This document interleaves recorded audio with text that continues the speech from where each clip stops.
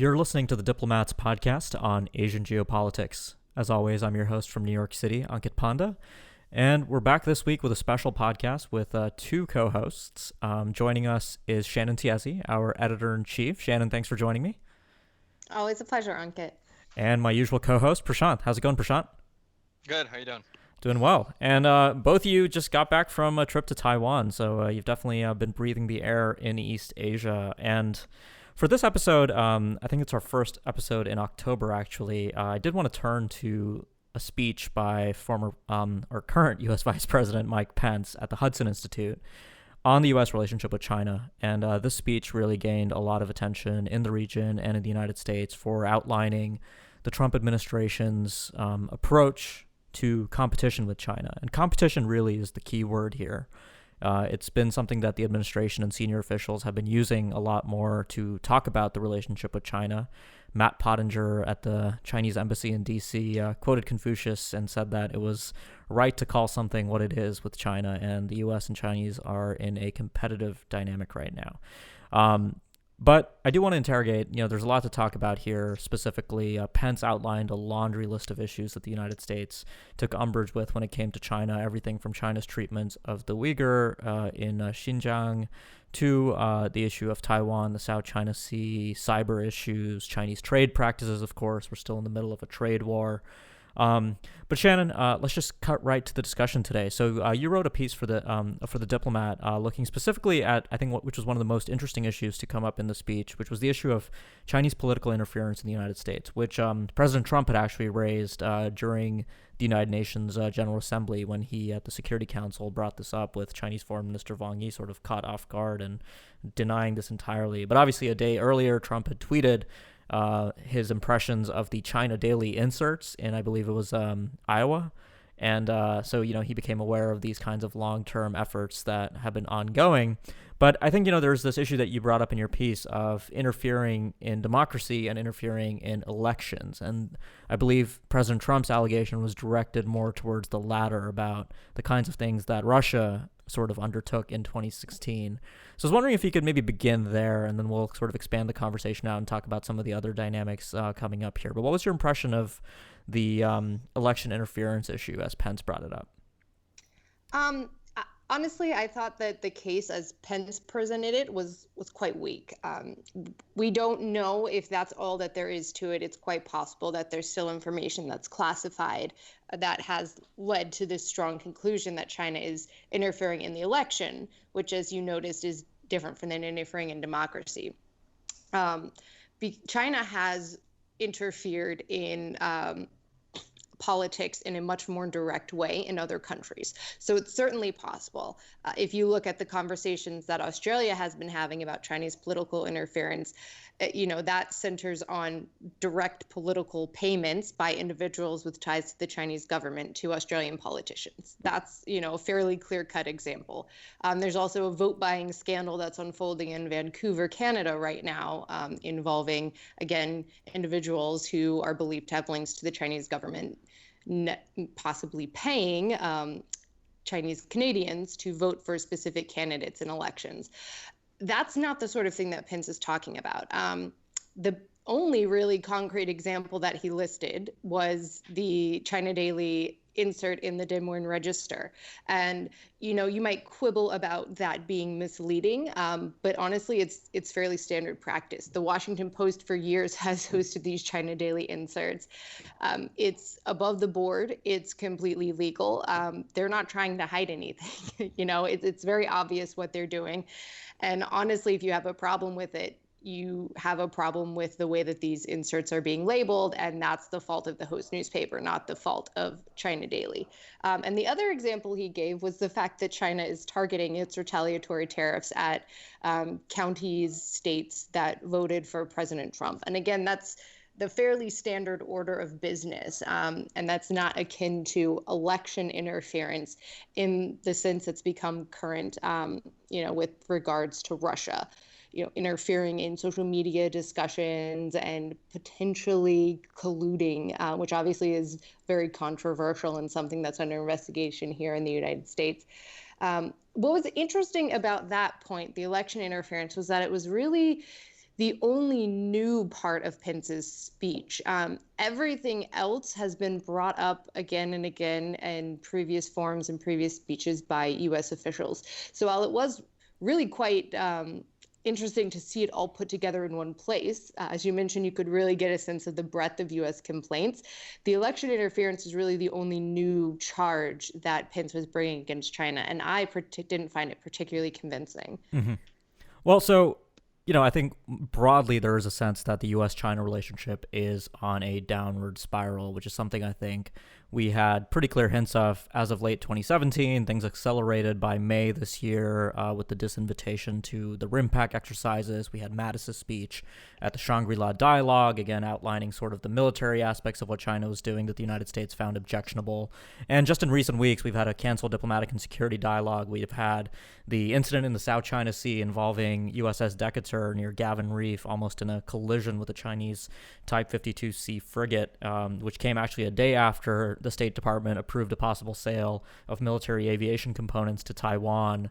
And we have an ever-escalating trade war. We've had canceled military-to-military dialogue. And it really appears that along several axes, the U.S.-China relationship is declining.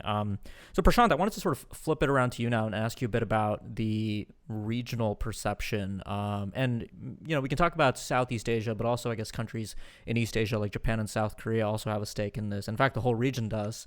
What is the broad perception of how these countries are going to manage the fallout of this competition between the United States and China, especially as there's a growing perception now in the aftermath of Pence's speech that the United States might not be so shy about asking countries to basically choose between the United States and China, which is something that's long been a part of U.S. rhetoric, saying that we do not explicitly ask countries to do that. But now it really, we are sort of getting closer. We're hearing the word Cold War being thrown around. And really, what made the Cold War was that you were either with one bloc or the other, or you were non-aligned. And now the costs of non-alignment, given the economic interdependence and the breadth of the U.S.-China economic relationship, is really not practical in East Asia or even South Asia.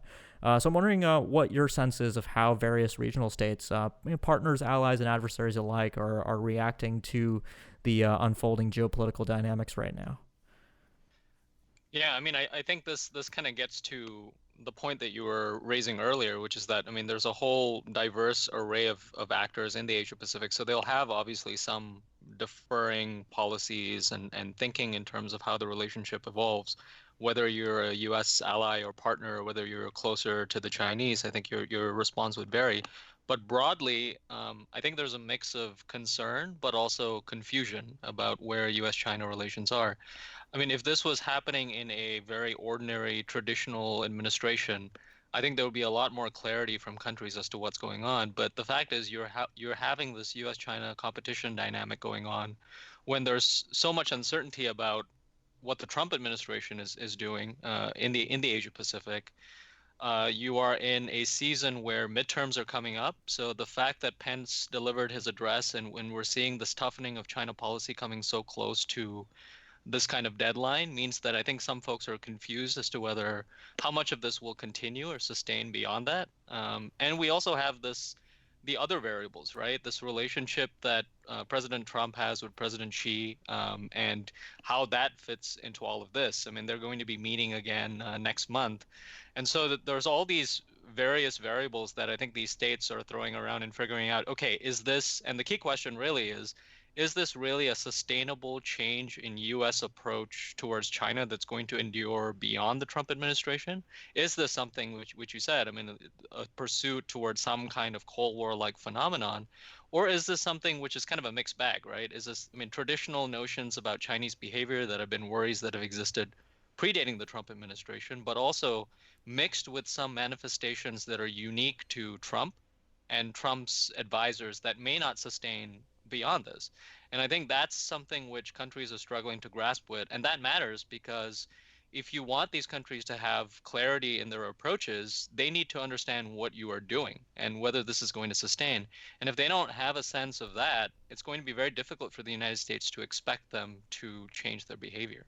Mm-hmm. Well, so I think you're bringing us now around to the million-dollar question, which is, are the United States and China headed for a new Cold War?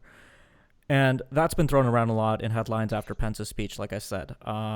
I'm a little skeptical of that proposition, and I'll just briefly state a few reasons, but I want to hear from both of you about this assertion about a new Cold War.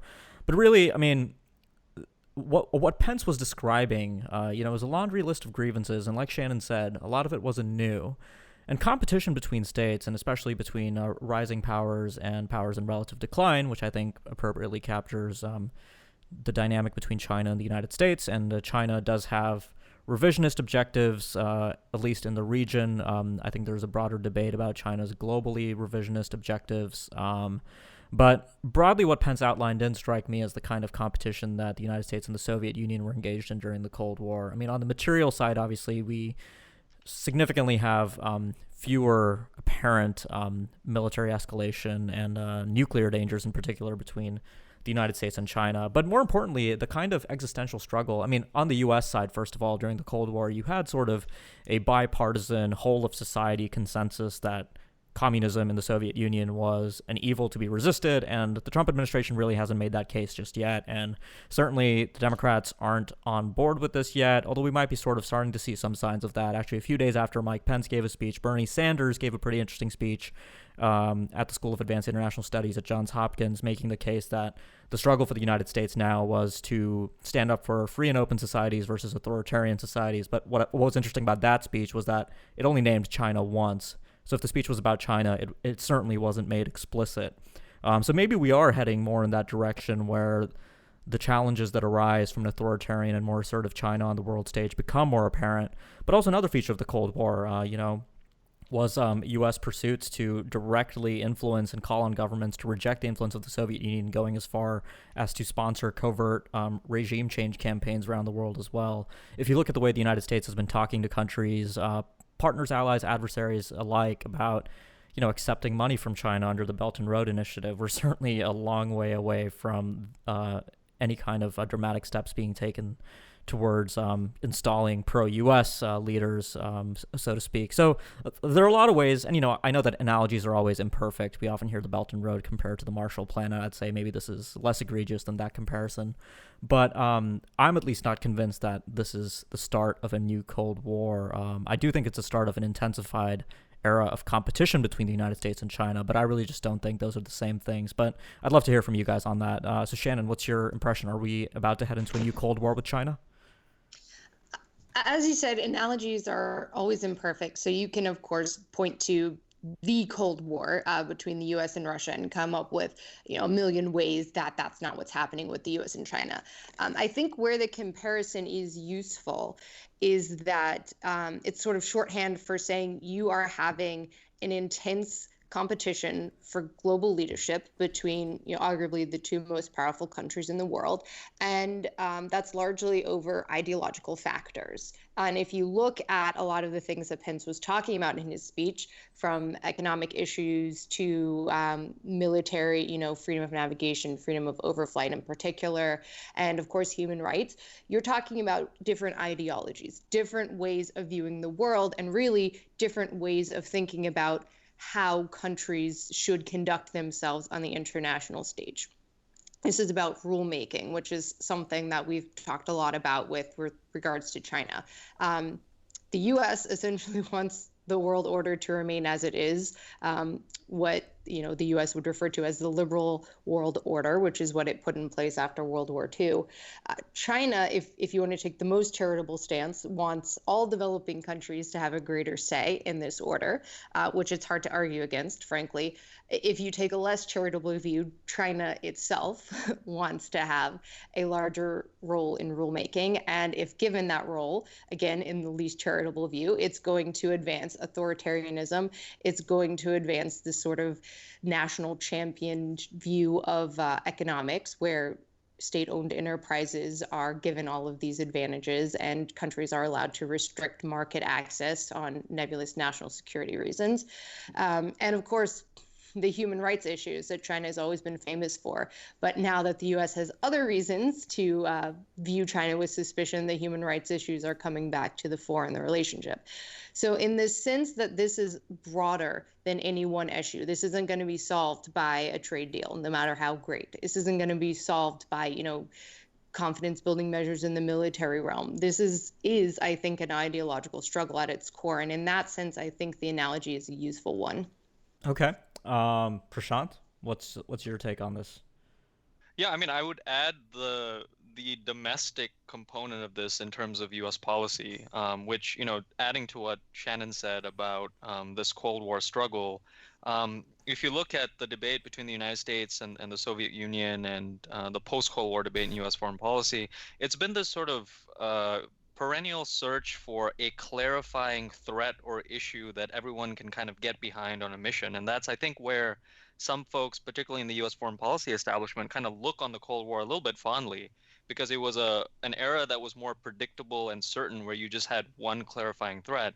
And I think that's trying to be mapped onto now as China as being the challenge.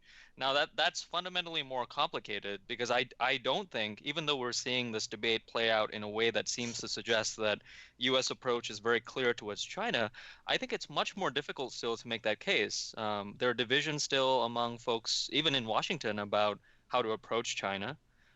There's divisions in the region about whether folks are more comfortable with a China-centric order or a U.S.-centric order, or really a mix of both. And so I think you are seeing this attempt at clarity, but I'm not so sure that that is actually being played out by the realities on the ground. And I think there's various aspects to this. As Shannon pointed out, you can point to the fact that there's a lot more economic interdependence between the United States and China, but also in terms of China and the region. And the Belt and Road, as we've discussed multiple times on this podcast, is an example of that.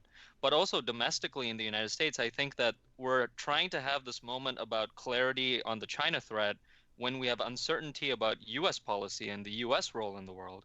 And so that's the other complicating factor here. So this debate is about China partly, but it's also about what is the future vision for U.S. leadership. And with the Trump administration, I think there's more uncertainty around that, which makes this more of a struggle. Mm-hmm. Yeah, I mean, the Trump administration has this weird quirk that we talk about repeatedly on this podcast of the president being kind of decoupled from many of his deputies, and in this case, his own vice president, on how he regards foreign policy issues, right? For him, it's really about the trade war with China, and he talks about, how much he likes Xi Jinping on a personal level, depending on the day of the week. Right now, I don't think they're on good terms particularly, but maybe they'll be back to being best buds after the G20 encounter.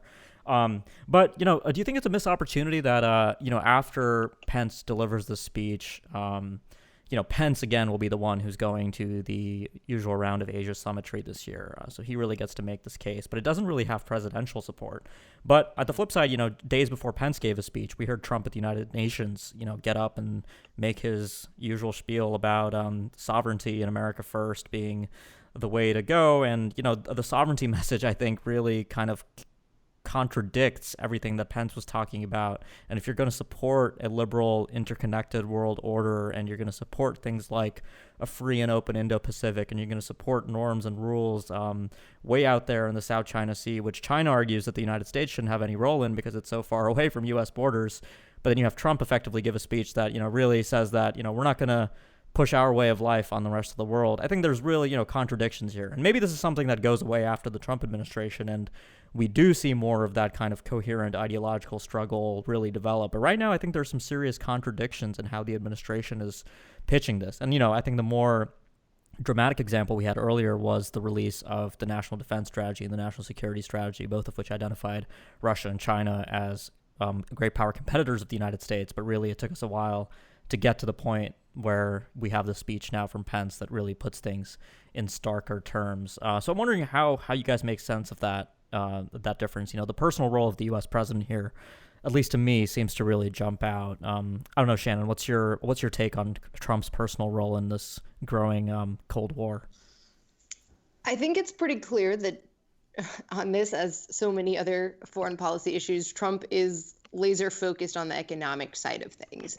And he's talked a little bit about things like the South China Sea, but he's most convincing when he's talking about how China is taking advantage of the United States on trade, and he loves to talk about that again and again. But he also has this weird fixation on his supposed personal friendship with Xi Jinping, and he just seems very reluctant to talk in depth about China as a competitor to the United States across basically the whole of the relationship.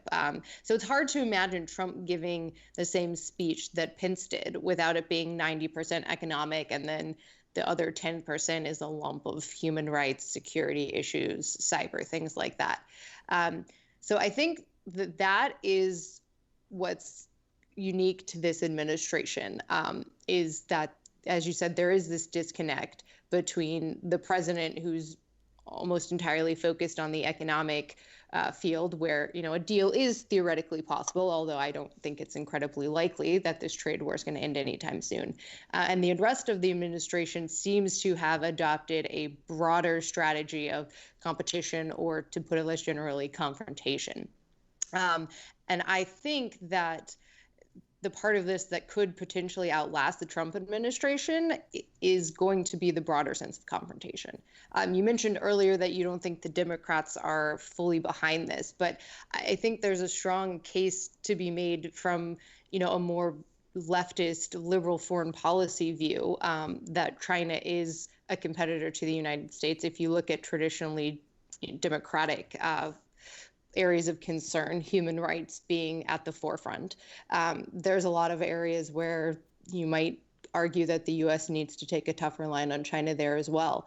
So I don't think that this is entirely going to go away. I mean, even before Trump came to power, around 2014, 2015, you started to see academics, policymakers, past and future, and people in think tanks, all saying we need to change the way we approach China because the relationship has changed and our policy hasn't caught up. So I think this is an ongoing process that the Trump administration has kind of started, but it's not going to end with them. And where this policy actually winds up is going to be shaped over the next, 5-10 years, and the next couple of presidents. Mm-hmm. Yeah, no, I didn't mean to oversell that. I mean, I actually found that the Bernie Sanders speech that I referred to was actually quite interesting, because I think that's, what you were mentioning earlier about this broader struggle now between growing authoritarianism around the world. And it's not just China. You do have, the Putin government's efforts to foment networks between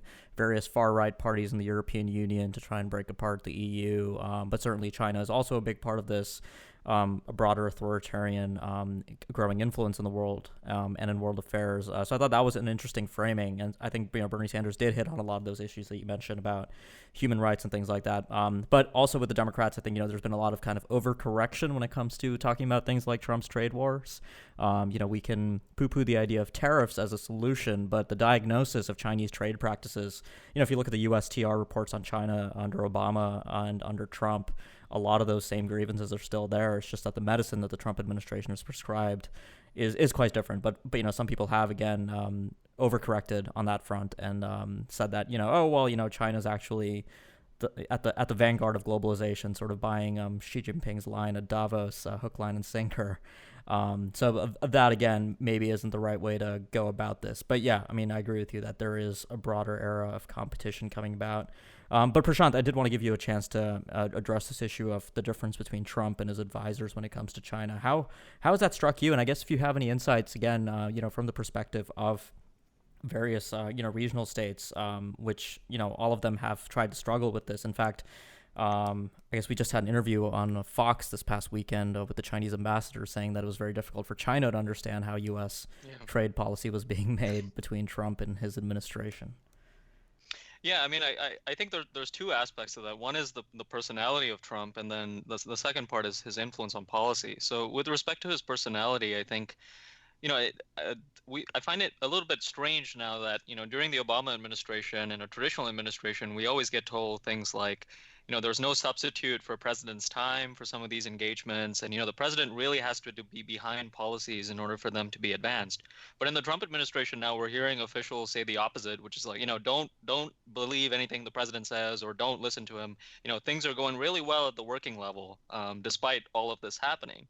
But, that doesn't work in Asia. I mean, in Asia, people care about what the president is saying. If the president is saying something in an interview or in a statement or in a speech, people take that very seriously, in spite of what, his officials may say. So things like, as you pointed out, I mean, if Trump is not going to go to this round of Asian summitry, and Xi Jinping or another Chinese leader or Chinese representative is in not just the summit, but in Asian capitals around and promoting the Chinese presence, that's going to stick out like a sore thumb. And I can assure you there'd be no shortage of commentary saying, the Chinese are involved and the United States is not committed to the region. So that aspect of Trump as a person or personality is concerning. But then there's the other part of this, which is policy, right? So, we have, not in recent memory that I can remember at least, or recall, a U.S. president who is actually sort of thinking about saying publicly, oh, I have a very good relationship and I'm in love with Kim Jong-un, and I, this relationship with Russia that's, often Trump is not characterizing as much as his advisors is in terms of how tough the U.S. should be. His personal friendship with Xi Jinping, a lot of these things contribute to a sense that, in spite of what's happening at the working level, the United States in its promotion of human rights and democracy is not being consistent, right? And so that is a policy aspect that's very difficult for us to decipher. And then there's the other element, which is, this book released by Bob Woodward and a number of other commentaries and stories that are coming out about how his advisors have to personally intervene to make sure that President Trump is not doing anything that is seen as being detrimental to U.S. interests, whether it's with the U.S.-South Korea agreement or whether it's with respect to troop presence in South Korea, and even the TPP, where there was a failure in the administration to rein in President Trump's instincts. So on this variety of concerns, I guess the region is watching carefully in terms of what the president says and does, but I think with full concern that there are times in which his advisors can intervene and make sure that policy is on the right track. But there are other times at which this might not be actually a workable principle. And that affects the certainty and sustainability of the U.S. presence in the region, right? Yeah, no, absolutely. Completely agree with you. So we're running out of time, but Shannon, I wanted to give you the last word since you're not as often on the podcast as we'd like. But you've been a China watcher for a while now, and I wanted to ask you, Mike Pence in his speech, in my mind, didn't really outline a clear end state for this competition with China. Competition for the sake of competition is not really a strategy. Strategies need to have some kind of end state, and we can read an end state into it, which is to change China's behaviors along a variety of axes, and eventually to maybe even have China go towards a democracy, if we can even imagine that, given the developments we've seen in China domestically over the past 2 years. But in your sense, where does this lead us? I mean, you said that we're going to start to see this, grow into a more coherent policy over the next 5 years. But, let's think forward to the decades ahead, to the centennial of the PRC in 2049 and China's China Dream objectives there. And we have a lot more of Xi Jinping to look forward to as now China's emperor for life, so to speak. But where do you really see things going between the U.S. and China over the next few years? I think it's very concerning, both for Americans and for the Chinese, that Pence didn't really outline in goal. As you said, he listed a lot of problems. He gave no indication of what the U.S. solution was other than trying to stop that, which is not realistic for a variety of reasons. From an American perspective, it's concerning because it doesn't really seem like the U.S. government has a strategy. It's just recognized a series of problems, but is there a plan in place to deal with them? From the Chinese perspective, there has always been this suspicion that the U.S. is out to contain China. And if you don't provide a plausible alternative of what your goal is, which, again, the U.S. hasn't done, containment is going to be what the Chinese assume you're doing. And various U.S. officials for decades have said, we're not trying to contain China. Secretary of Defense Jim Mattis was the latest to do that. We're not trying to contain China. If we were, it would look a lot different than it does now. That's not convincing to the Chinese, frankly. So they are going to assume that the U.S.'s goal is to essentially stop China's rise, however you want to define that, economically, politically, globally. That's what the U.S. is trying to do, is to halt China's growth. upend the China dream, you might say. And that's going to be very dangerous for the future trajectory of relations, because if China feels like that is the US's end goal, it's not going to place much value on cooperating with the US across the board. And the relationship has had its differences, but the U.S.-China cooperation has been valuable on a number of issues. The Iran deal, rest in peace. But also even the progress that we've seen on North Korea is partially due to China increasing its pressure, although that might be a thing of the past now. So I do think that for that reason alone, if not because it's just generally good idea to have a strategy, the U.S. needs to, not that they're listening to our podcast, but take our advice and come up with an alternative for what the relationship has looked like. If you want to change business as usual, you need to tell the world and tell China what this new state is going to look like. Yeah, listening to you talk, I also, came back to the older concerns that China used to have in the pre-normalization days, that the United States was actually out to change the regime, to change, to remove the Communist Party from power. And that sounds a little ridiculous today, given the level of interconnectedness. But, when China talks about things like the U.S. fomenting color revolutions in places like Xinjiang and Tibet, I mean, those paranoias still do exist. And with Pence leaving this so open-ended, I mean, this is what I worry about. We've talked about tensions in the Taiwan Strait and the possibility of a U.S.-China conflict. If and when a conflict were to break out, China needs to have some kind of assurance that the end goal of that U.S. warfighting strategy won't be to remove the Communist Party from power. But obviously, nothing Pence said really leaves us with that impression. But I do agree that it is concerning that there is no end state. There is no kind of prescription for here's some things that China can do to fix these issues or to work with us. And, we've seen a breakdown in dialogue, and whatever you have to say, I mean, I think U.S.-China dialogue on these issues is going to be necessary, even if it's not necessarily going to be immediately productive. But I guess on that note, I don't know if we answered the question of whether the two sides are heading into a new Cold War or not. But I think I'm a little bit more convinced than I was at the onset of the podcast now that I think about it. So maybe I'll say, yeah, we are heading into a little bit more of an intense era of competition and potentially ideological conflict. But to both of you, thank you so much for joining me. So Shannon, thanks for joining me. We hope to have you back on soon. Yeah, hopefully next time will be less depressing. Yeah, well, maybe we'll talk about Taiwan next time. That's always fun. How is that less depressing? And Prashant, thanks always for joining me too. Yeah, good to be with you.